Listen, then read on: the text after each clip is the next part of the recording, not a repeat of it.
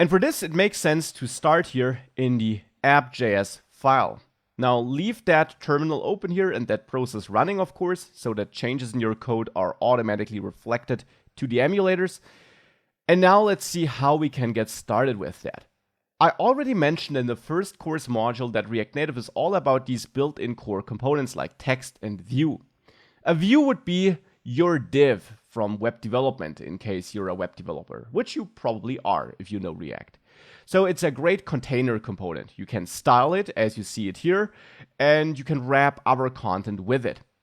Now, a text, on the other hand, is a core component for, well, outputting text. That's its goal. Not there to output an image, but there to output text. Now, what you can't do in React Native, and that's the first important thing, you can't, for example, output text between a view like this. If we would try to save this without that text wrapper, you see we get an error. That's, by the way, a screen you will see from time to time when working with React Native.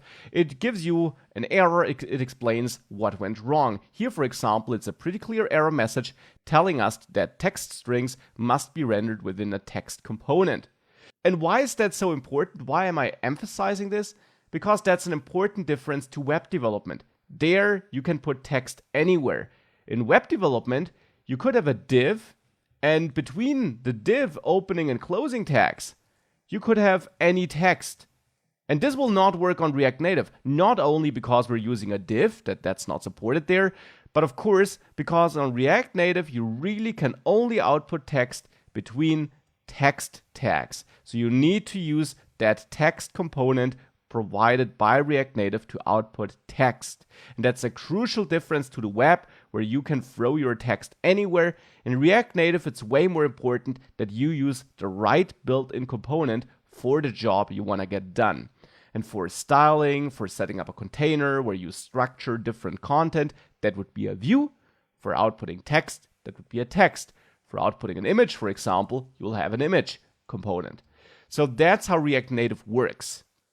And speaking of styling and of layouting, the view has this as a main job. It's mainly there to apply styles and to lay out the content you have in there.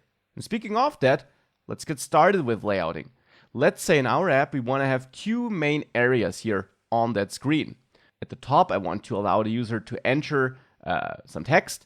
And on the right of that, I want to have a button to confirm this choice. And below that, so that's part one, the input area. And below that, we have the second part, and that's the list of goals the user entered.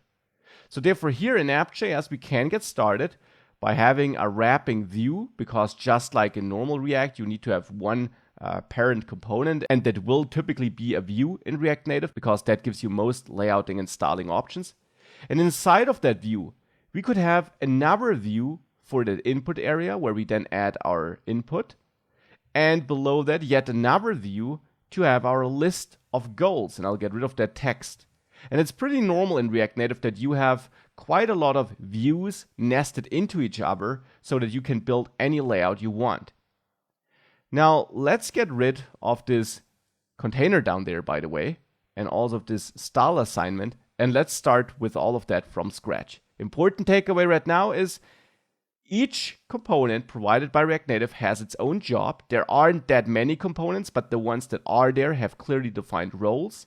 And you do then build your UI by nesting these components into each other, depending on which you want to achieve. For example, if you want to build a layout, you start with nesting a couple of views. And then once you're at the part where you want to output content, you'll start adding text and so on. And we'll do all of that over the next lectures. You can also always go to the official React Native docs. And there, if you click on Guides, Components and APIs, you'll get an overview over these core building blocks. You find the view here, the text, the image, the text input, which I mentioned earlier already, and a couple of other core components. And you'll see pretty much all of those, or most of those, throughout this course. And this is a great place to dive deeper and learn more about them.